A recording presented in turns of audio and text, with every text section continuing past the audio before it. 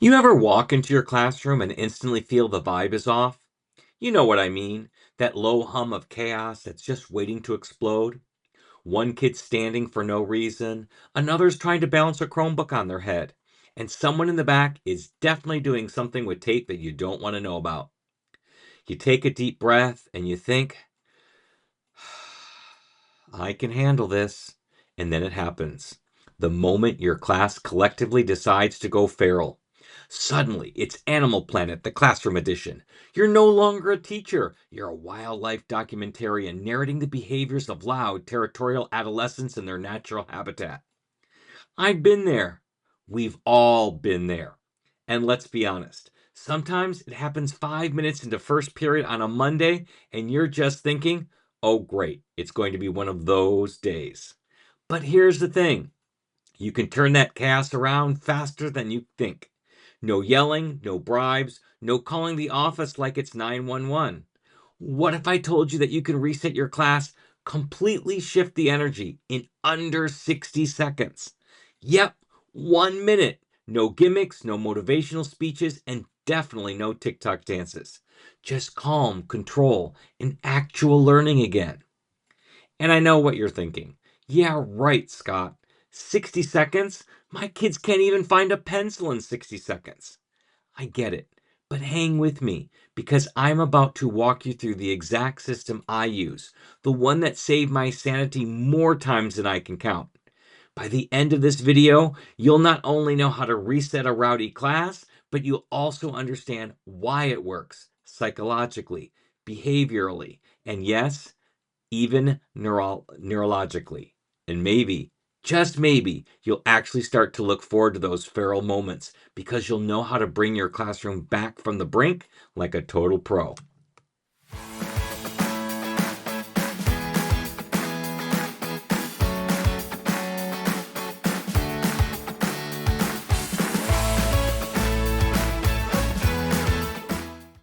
All right, let's get into it. The very first step to resetting a rowdy class is going to sound counterintuitive, maybe even wrong, but it's the single most powerful move you can make. Ready? Stop talking. Seriously, just stop. I know every instinct you have as a teacher is screaming at you to do something, to raise your voice, to remind them of the expectations, to say that classic teacher line, I'll wait. But here's the secret. When you say, I'll wait, you're still talking. And when you're talking, the chaos continues. The truth is, your voice is just one more sound in a room already full of sounds. You're trying to tame the noise by adding to it. That's like fighting fire with more fire. It doesn't calm anything. It just becomes teacher white noise.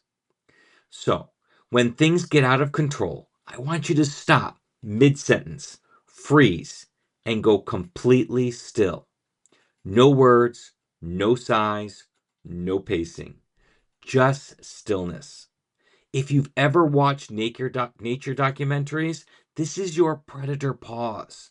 You're asserting calm control by doing the one thing they don't expect. Nothing. And I'm telling you, it's spooky effective. The room starts to notice. One kid looks up and whispers, uh-oh. Another stops mid-sentence. They realize something has shifted. You haven't said a word, but your silence is louder than your shouting. It's a power move. When I first started doing this, I'll be honest, it felt awkward. My brain was like, Scott, do something. You're losing them. But what actually happened was magic. They stopped. They recalibrated. They started paying attention. Not because I demanded it, but because I modeled it. Here's the science behind it. Your calm triggers their mirror neurons. Humans are hardwired to match emotional energy in a group setting.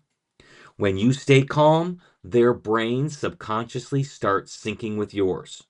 You become the thermostat instead of the thermometer. You set the temperature instead of reacting to it. Once the noise dies down, and it will, don't rush in with a lecture or a guilt trip. Just take a slow breath, look around the room, make eye contact. Smile slightly. Not the "I'm about to lose it" smile, but the calm, grounded one that says, "We're okay." And then, when you have their attention, begin again. That's it. No yelling, no threats, just presence. It's weird, it's powerful, and it's free. And you can literally try it tomorrow morning, and I promise you'll be amazed. Now let's talk about what happens after you stop the chaos. Because silence gets you their attention, but you need a plan for what happens next. Enter the reset ritual. This is where the magic really takes root. You're going to train your students, just like you train any good classroom routine, that when you give a specific cue, it means one thing: reset. Start fresh, new energy, clean slate. My reset ritual is simple. I take a breath, then I crack open a Diet Pepsi. That's it. My kids hear the sound of the can, and instantly the whole room goes, "Shh, he's resetting." I don't even have to say it anymore. You could pick something else: a small bell, a clap pattern, a music cue, or even just the word pause. The tool doesn't matter. The consistency does. What happens here is classical conditioning. The same psychology that made Pavlov's dog drool when they heard a bell. You're building an association between a simple cue and a behavioral shift. Over time, your students will respond automatically without needing you to explain a thing. And once you've used your cue, immediately move into your short reset routine. For me, it's this. Everyone sits down, faces forward, hands off everything, eyes up. I don't announce it, I just stand calmly, and they fall into it because we've practiced it so many times. If someone doesn't, I don't call them out. I just wait. The silence speaks for itself. The first few times you do it, it'll feel clunky. Someone will laugh. Someone will try to test it. Totally fine. Just keep at it. By the third or fourth time, it becomes muscle memory. You don't even need to think about it. It just works. And once that routine is ingrained, you've built yourself a 1-minute rescue plan for any moment of chaos. Here's why it works so beautifully in CI classrooms. Our classes thrive on energy and movement. Stories, gestures, laughter, they're all part of the magic. But that same energy can easily tip into chaos. The reset ritual keeps that energy in check without killing the vibe. It doesn't punish, it redirects. It says, we're starting over together. And if your cue is something fun or unique, like a can crack, a hand gesture, or even a dramatic pausa, it becomes part of your classroom culture. It's not control, it's connection. Now, if you're loving this kind of strategy, the quick, simple sanity, saving stuff that actually works in real classrooms, then you've got to check out the CI Survival Kit. It's my go-to resource for keeping CI teaching manageable, effective, and fun. Inside, you'll find a library of plug-and-play lesson plans, classroom routines, and comprehension-based activities that don't require hours of prep. And the best part, it now includes Ask a Story slides in French, German, and Spanish. So you can make your students do the heavy lifting while you sip that well-earned Diet Pepsi. Whether you're trying to survive your first year of CI teaching or just need to breathe some life back into your routines, the CI Survival Kit at mm.us/kit is the thing that keeps you afloat. Think of it like a teacher life raft. It keeps you above water, even on the rough days. So after this video, go check it out. Seriously, it's cheaper than therapy and twice as effective. All right, let's bring this home. You've stopped talking, you've used your ritual, and the class is back on track. But how do you keep it there? Because let's be honest, teenagers have the attention span of a fruit fly on espresso. You can reset the class now, But what about 10 minutes later when Kevin discovers his Chromebook camera has filters? That's where the third step comes in. Make calm contagious. Your classroom energy is a mirror of your own. If you're frazzled, frantic, or irritated, they feel it and match it. But if you radiate calm confidence, if you act like you're completely unbothered by the circus in front of you, they eventually sync to your vibe. It's not magic, it's biology. The nervous system literally mirrors what it perceives. So instead of matching their chaos, you regulate yours. You talk slower. You move slower. You use silence as a tool instead of a punishment. I'll sometimes just lower my voice to a whisper. Suddenly, kids have to lean in to hear me, and boom, I've got them again. My favorite variation is what I call the game show countdown. When the class starts buzzing, I'll just calmly start counting down from 10 in my best disappointed host voice. 10, 9, 8. Oh, look, table 2 might make it. 7. And by 3, they're laughing, sitting down, and resetting without me ever needing to raise my voice. It's lighthearted, it's funny, and it keeps me in control without feeling controlling. Another trick I use constantly, the compliment bomb. I look for one kid who's doing exactly what I want, the one quiet, ready to go student, and I say, love how Carlos is ready to go. I don't nag anyone else. I just keep going. Within seconds, everyone else follows because no one wants to be the outlier. Peer pressure, for once, working in our favor. All of this reinforces one big idea. Calm is contagious.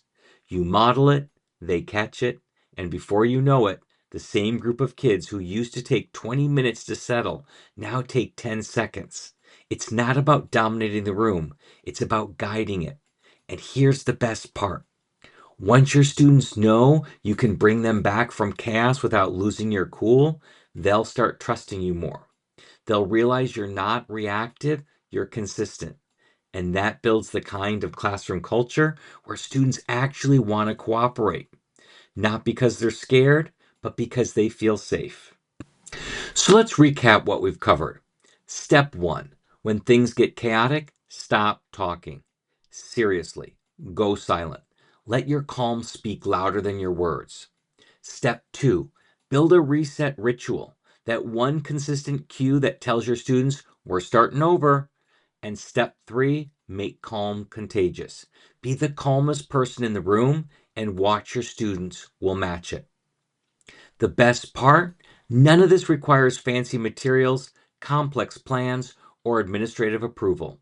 It's all about mindset, routine, and practice. The more you do it, the faster it works. And over time, your students start to regulate themselves because they've learned how to match your calm instead of your chaos. I want you to try this tomorrow. Pick one class, probably that one group that drains your soul just a little, and test it out.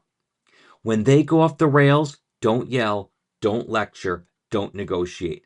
Just stop talking. Give your reset cue, wait, watch, breathe. And when it works, because it will work, come back here and tell me how it went. In fact, I'd love to hear your funniest feral class story in the comments. We've all had them. The more ridiculous, the better. Let's normalize the chaos so we can laugh about it together. And when you're ready for the next step, once you've mastered the 60-second reset and want to keep that energy going, check out my next video, Blurters, Side Talkers, and Jokesters. Oh my. It's your survival guide for the students who think silence is a myth and whispering is an Olympic sport. You can find it linked right here. And remember, you can't control every moment, but you can absolutely control how you respond to it. Calm isn't weakness, it's strategy, it's leadership, and it's what makes your classroom a place where learning and laughter can actually happen. Thanks for watching, Profe friends. Go reset that class, keep your cool, and as always, happy comprehensible input.